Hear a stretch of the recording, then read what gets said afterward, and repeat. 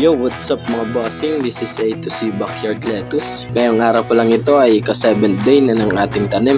Kaya samahan nyo ako mag-bottom watering with full strength solution. Bale dito pala mga bossing ay nalagay ko na yung solution A tsaka solution B. Kaso hindi ko na nabidyoan yung paglagay ng solution A. Sa paglalagay pala ng solution mga bossing, kailangan yung haluin ng mabuti. Kasi kapag hindi nyo po na halo yan ng mabuti, magkakaroon po siya ng pamumuo na parang mga kristal. At pagkatapos naman nating haluin yung solution A at saka yung solution B, ang isusunod naman natin itong iron.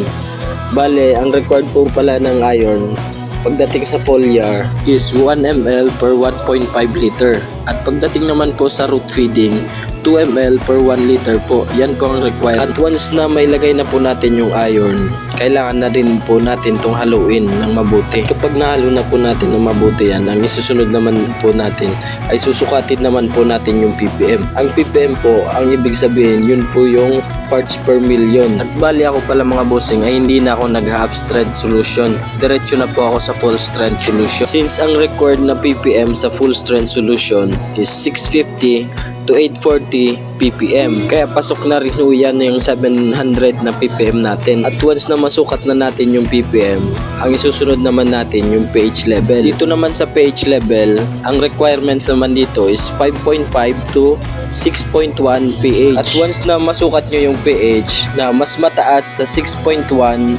pH level, pwede kayong maglagay ng pH down. At kapag naman mababa sa 5.5, pwede din po kayong maglagay ng pH up. Kagaya ho nitong sa akin, ang pH po is 5.94.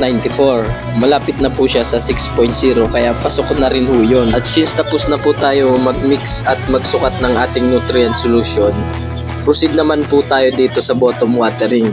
At sa pagbo-bottom watering naman po mga bossing, hindi kailangan na madaming tubig yung ilalagay nyo.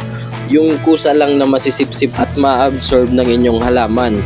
Kasi kapag dinamihan nyo po yan, may tendency po na malunod at mamatay yung inyong mga lettuce. Kaya po siya tinawag na bottom watering. Bale, at tanim ko pa lang yan mga bossing ay hydraulic tsaka Olmeti. Sa ngayon yan po muna mga bossing. Maraming salamat po sa panonood. Huwag nyo pong kakalimutan mag-follow at i-share yung ating video. Keep safe lang lagi mga bossing.